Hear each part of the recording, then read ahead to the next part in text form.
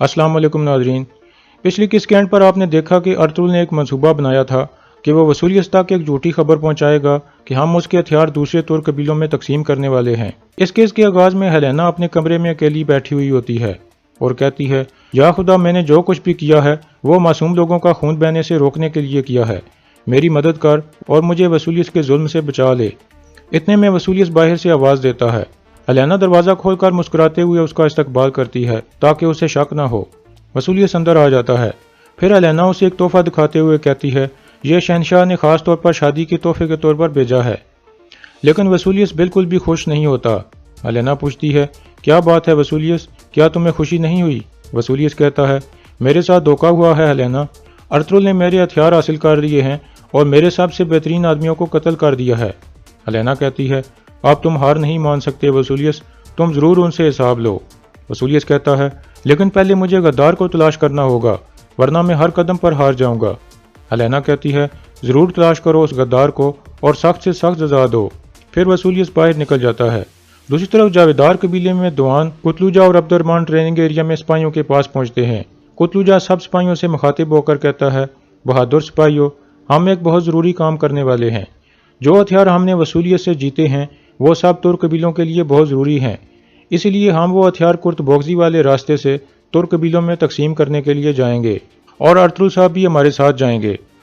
यागिस भी ये सारी बातें गौर से सुन रहा था और इसके बाद वो फ़ौरन वहाँ से चल पड़ता है। अब्दुर्रहमान भी उसके पीछे चल पड़ता है। दूसरी तरफ गुनेली कुएं से पानी निकालने में मसरूफ़ थी और हलीमा पर सख्त गुस्से में थी और अपने आप से कहती है, तो तुम मेरे बाबा से नफ़रत का बदला मुझसे लेना चाहती हो?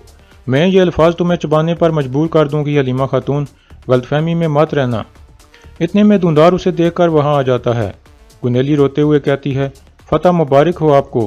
धुंधार कहता है, दोनों कबीलों के सिपाही मिलकर लड़े हैं, इसलिए हमें फतह हासिल हुई है। फिर गुनेली वहां से जाने लगती है तो धुंधार उसे रोक लेता है और पूछता है, तुम्हारी आंखों में आंसू क्यों हैं गुनेली खातून? गुनेली कहती है, कुछ नहीं, मुझे इजाज़त दें। फिर धुंधार कहता है, खुदा के लिए मुझे बताओ, क्या ये मेरी वजह से हुआ है? गुनेली कहती है, दोनों कबीलों का इत्तेहाद होने के बाद भी कुछ लोग नफरत को हवा दे रहे हैं। धुंधार पूछता है, क्या मतलब है तुम्हारा गुनेली खातून? गुनेली कहती है, मेरे बाबा जानदार साहब के बहुत वफादार थे और उनके फौत होने के बाद वो ओराल साहब के करीब हो गए। सिर्फ इस वजह से वो मेरे बाबा को नफरत का निशाना बना रहे हैं।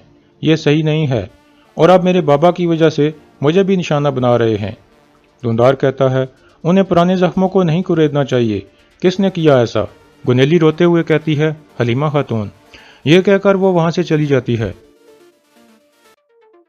दूसरी तरफ अलियार कहता है, वसूलियत सिर्फ उराल तक महदूद नहीं रहेगा, बल्कि वो उराल के जरिए दूसरे तुर्क कबीलों को भी बहलाएगा।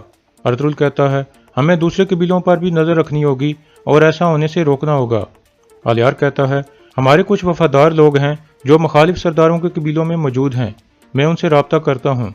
इतने में अब्दुर्रहमान अंदर आकर बताता है, गद्दार यागिज पहले अजार के खेमे में गया और फिर घोड़े पर सवार होकर रवाना हो गया।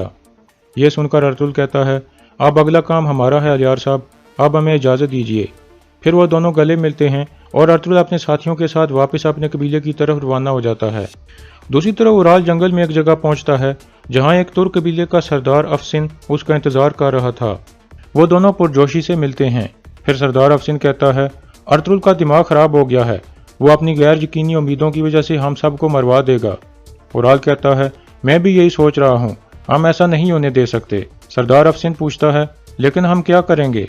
उराल कहता है, आप उन सरदारों से बात करो जो हम जैसा सोचते हैं और उनको यहाँ लाओ, लेकिन उन्हें कहना कि वो खुफिया तौर पर यहाँ आए। सरदार अफसिन कहता है, अर्तुल ने सरदारों को सोना और ताकत देने का वादा किया है, उसके पास बाजार है, सराय महल है, लेकिन हमारे पास क्या है? यह सुनकर उराल सोने के सिक्कों की एक पोटली निकाल कर ले आता है और कहता है, हमारे पास काफ़ी सोना है जिसकी चमक में तुर्क सरदार खो जाएंगे, तुम परेशान मत हो। इतने में यागिज वहां पहुंच जाता है और उराल को कहता है, मुझे अजार साहब ने भेजा है, मैं आपके लिए एक अहम खबर लाया हूँ। अलियार और अर्तुल वसूलियत वाले हथियार दूसरे तुर्क कबीलों में तकसीम करने वाले हैं। वो कुर्तबोगजी वाले रास्ते से जाएंगे और उस काफिले की सरबराही अर्तुल करेगा। यह सुनकर उराल खुश हो जाता है और कहता है, बहुत अच्छे यागिज अल्प। फिर यागिज वापस रवाना हो जाता है। इसके बाद रात का वक्त हो जाता है। अर्तुल अपने साथियों के साथ खाना खाने में मसरूफ़ था, लेकिन बामसी बहुत मायूस था और सही तरह खाना नहीं खा रहा था। ترگت اور عبدالرحمن اسے اس کی پسندیدہ چیزیں اٹھا کر دیتے ہیں لیکن وہ انکار کر دیتا ہے۔ پھر ارطغرل کہتا ہے کل ہم کافروں کے خلاف جنگ لڑنے جا رہے ہیں بامسی۔ یہ سن کر بامسی خوش ہو جاتا ہے اور کہتا ہے یہ چیز مجھے پسند ہے، میں کافروں سے اپنا انتقام لینا چاہتا ہوں۔ پھر ترگت کہتا ہے تو ان کافروں سے لڑنے کے لیے کھاؤ بامسی تاکہ تمہارے اندر طاقت آ سکے۔ پھر بامسی جوش سے کھانے لگتا ہے اور کہتا ہے میں اس تیو کو بھی ایسے ہی چبا ڈالوں گا۔ دوسری طرف حلیمہ حائمہ خاتون کو کہتی ہے میں خوفزدہ ہوں کہ دھندار غلط راستے پر جا رہا ہے اور مجھے ڈر ہے کہ کہیں گنیلی کے پیار میں وہ اندھا نہ ہو جائے۔ حائمہ خاتون کہتی ہیں وہ ایک سردار کا بیٹا ہے حلیمہ، اب وہ بڑا ہو چکا ہے اور ایک ذمہ دار آدمی ہے۔ حلیمہ کہتی ہے تو پھر اس نے ٹریننگ ایریا میں اپنے ہی آدمیوں پر ہاتھ کیوں اٹھایا تھا؟ یہ سن کر حائمہ خاتون غصے میں آ جاتی ہیں اور کہتی ہیں ہوش میں آؤ حلیمہ، یہ باتیں تم اس لڑکی کی نفرت میں کر رہی ہو۔ بے شک اجار اورال کا خاص آدمی ہے لیکن اس کے کاموں کا ذمہ دار ہم گنیلی کو نہیں ٹھہرا سکتے۔ دوسری طرف جاویدار قبیلے میں گنیلی بھی اپنے والد کے ساتھ شام کا کھانا کھا رہی تھی۔ اس دوران اجار کہتا ہے جب سے تمہاری والدہ فوت ہوئی ہے میرا خیال تم رکھ رہی ہو، لیکن ایک وقت آئے گا جب تمہیں بھی جانا ہوگا۔ کیا دھندار تمہیں پسند کرتا ہے؟ گنیلی کہتی ہے وہ کرتا ہے لیکن فیصلہ آپ کا ہے بابا۔ اجار کہتا ہے کائی قبیلے والوں پر اعتماد مت کرو، دھندار کو تمہارے پیار میں پڑنے دو لیکن تم اس کی محبت میں گرفتار مت ہونا۔ اگر ضرورت پڑی تو ہم قلعے کو اندر سے فتح کر لیں گے، ہمیں ان کے بارے میں معلومات رکھنی ہوگی۔ گنیلی کہتی ہے آپ پریشان نہ ہو بابا، میں آپ کے لیے اور اس قبیلے کے لیے کچھ بھی کرنے کو تیار ہوں۔ دوسری طرف کارا جیسر میں اورال وسولیس کے پاس پہنچتا ہے۔ وسولیس پوچھتا ہے تو تم سردار افسن سے مل آئے ہو؟ اورال کہتا ہے مجھے کافی اچھا جواب ملا ہے، کل میں کچھ مزید سرداروں سے ملنے والا ہوں، الیار جلد میرے جال میں پھنس جائے گا۔ پھر اورال بیٹھ کر کھانا کھانے لگتا ہے اور کہتا ہے مجھے پتا چلا ہے کہ ارطغرل وہ ہتھیار کہاں لے کر جا رہا ہے جو اس نے تم سے چوری کیے تھے، وہ ان کو اپنے وفادار ترک سرداروں میں بانٹنے والا ہے۔ وسولیس حیران ہوتے ہوئے کہتا ہے وہ میرے قلعے پر حملہ کرنے کی تیاری کر رہے ہیں۔ اورال کہتا ہے کل ان کا قافلہ جاویدار قبیلے سے نکلے گا اور کرت بوغزی والے راستے سے گزرے گا اور اس قافلے کی سربراہی ارطغرل کرے گا۔ وسولیس کچھ سوچنے لگتا ہے، پھر اورال کہتا ہے ہیلینا کے بارے میں نے جو کہا تھا اس بارے میں غور کرو گورنر وسولیس۔ وسولیس پوچھتا ہے کیا یہ بات یہاں کسی اور کو بھی پتا ہے؟ اورال کہتا ہے نہیں۔ وسولیس کہتا ہے تو پھر میں ہیلینا کو اس بارے میں بتاتا ہوں۔ دوسری طرف کائی قبیلے میں ارطغرل رات کو اپنے خیمے میں جاتا ہے۔ اس دوران وہ حلیمہ کا لٹکا ہوا چہرہ دیکھ کر پوچھتا ہے کیا ہوا حلیمہ سلطان، تم کافی پریشان لگ رہی ہو۔ پھر حلیمہ اسے بتاتی ہے کہ دھندار ایک لڑکی کی محبت میں گرفتار ہو گیا ہے، اس کا نام گنیلی ہے لیکن وہ اورال کے سب سے خاص آدمی اجار کی بیٹی ہے۔ یہ سن کر ارطغرل مسکرانے لگتا ہے اور کہتا ہے تو تم ایک اور سلجان خاتون کو یہاں نہیں لانا چاہتی؟ حلیمہ کہتی ہے میں خوفزدہ ہوں، مجھے سمجھ نہیں آ رہی کہ کیا کروں، مجھے ڈر ہے کہ کہیں دونوں قبیلوں کے اتحاد کو کوئی نقصان نہ پہنچے۔ ارطغرل کہتا ہے اگر ایک عورت دونوں قبیلوں کا اتحاد تباہ کرنے میں کامیاب ہو گئی تو اس کا مطلب ہوگا کہ نہ ہی وہ دونوں قبیلے ٹھیک تھے اور نہ ہی ان کا بھائی چارہ صحیح تھا، اس لیے تم اس بارے میں پریشان مت ہو۔ دوسری طرف ہیلینا سونے کی تیاری کر رہی تھی کہ اتنے میں وسولیس باہر سے اسے آواز دیتا ہے۔ ہیلینا بہت پریشان ہو جاتی ہے اور ڈرتے ڈرتے دروازہ کھول دیتی ہے اور پھر اچھے موڈ میں اس کو خوش آمدید کہتی ہے۔ وسولیس اندر آ کر اس کا ہاتھ چومتا ہے اور کہتا ہے میں تمہارا ہاتھ چوم کر تمہیں شب بخیر کہنے آیا تھا۔ ہیلینا کہتی ہے کافی خوش لگ رہے ہو، کیا بات ہے؟ وسولیس کہتا ہے آخر کار میں وہ ہتھیار واپس لے لوں گا جو ترکوں نے مجھ سے چوری کیے تھے، میں کرت بوغزی والے راستے پر ان کے لیے جال بچھاؤں گا، ارطغرل بھی وہیں ہوگا، اس لیے میں اپنے آدمیوں کا بھی بدلہ لے لوں گا۔ ہیلینا کہتی ہے فتح مبارک ہو وسولیس۔ پھر وسولیس شب بخیر کہہ کر وہاں سے چلا جاتا ہے۔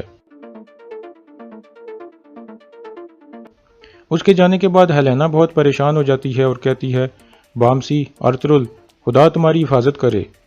دوسری طرف چولپن اپنے والد کے لیے رو رہی تھی۔ اورال کہتا ہے جب میں ارطغرل کے پاس قید تھا تو میں نے ایک قسم کھائی تھی کہ جب تک میں اپنے بابا اور اپنے بچے کا بدلہ نہ لے لوں تب تک آنسو نہیں بہاؤں گا۔ چولپن کہتی ہے تو پھر میں بھی تب تک آنسو نہیں بہاؤں گی جب تک ارطغرل کا بچہ مر نہیں جاتا اور آپ میرے بابا کا انتقام نہیں لے لیتے۔ اورال کہتا ہے تو پھر تم ہیلینا کی ہر قدم اور ہر سانس پر نظر رکھو اور اپنے بابا کے انتقام کا طریقہ ڈھونڈو اور میں ارطغرل کو دیکھ لوں گا۔ دوسری طرف وسولیس تیو کو اپنے پاس بلا کر کہتا ہے کل ہم اپنے ہتھیار واپس لے لیں گے تیو۔ تیو کہتا ہے یہ سن کر مجھے بہت خوشی ہوئی، میں امید کرتا ہوں کہ یہ ایک اور جال نہیں ہوگا۔ وسولیس کہتا ہے یہ معلومات مجھے اورال نے دی ہے، میرے اور تمہارے علاوہ یہ بات صرف ہیلینا جانتی ہے۔ تیو پوچھتا ہے ہیلینا کیوں؟ وسولیس کہتا ہے میں پتہ لگانا چاہتا ہوں کہ کیا وہ ارطغرل کے لیے تو کام نہیں کرتی۔ تیو کہتا ہے وہ آپ کو اور ہمارے شہنشاہ کو کیوں دھوکہ دے گی؟ وسولیس کہتا ہے اگر ارطغرل یہ سمجھتا ہے کہ میں نے ہیلینا کے باپ کو قتل کیا تھا تو پھر وہ کچھ بھی کر سکتی ہے۔ تیو کہتا ہے تو اس کا مطلب ہے کہ آپ مجھے ایک جال کی طرف بھیج رہے ہو؟ وسولیس کہتا ہے نہیں، ارطغرل سمجھتا ہے کہ اس نے ہمارے لیے جال بچھایا ہے، لیکن اصل جال تم اس کے لیے بچھاؤ گے۔ پھر وسولیس اپنے کمانڈر کو اندر بلا کر کہتا ہے ہیلینا پر نظر رکھو، اس کے پیچھے اپنے آدمی لگا دو، وہ کس سے ملتی ہے اور کس سے بات کرتی ہے، میں ہر چیز کے بارے میں جاننا چاہتا ہوں۔ دوسری طرف کائی قبیلے میں ارطغرل ابن العربی کے پاس پہنچتا ہے۔ ابن العربی اسے حضرت محمد صلی اللہ علیہ وآلہ وسلم کے بارے میں ایک واقعہ سناتے ہیں جب انہوں نے مکہ سے مدینہ کی طرف ہجرت کی تھی اور کافروں نے ان کو مارنے کے لیے ایک جال بچھایا تھا، لیکن اللہ کی مدد سے وہ ان کی نظروں سے غائب ہو گئے تھے اور کافر اپنے مقصد میں ناکام ہو گئے تھے۔ پھر ابن العربی کہتے ہیں بے شک اللہ سب سے بہترین جال بچھانے والا ہے، اور یہاں اس قسط کا اختتام ہو جاتا ہے۔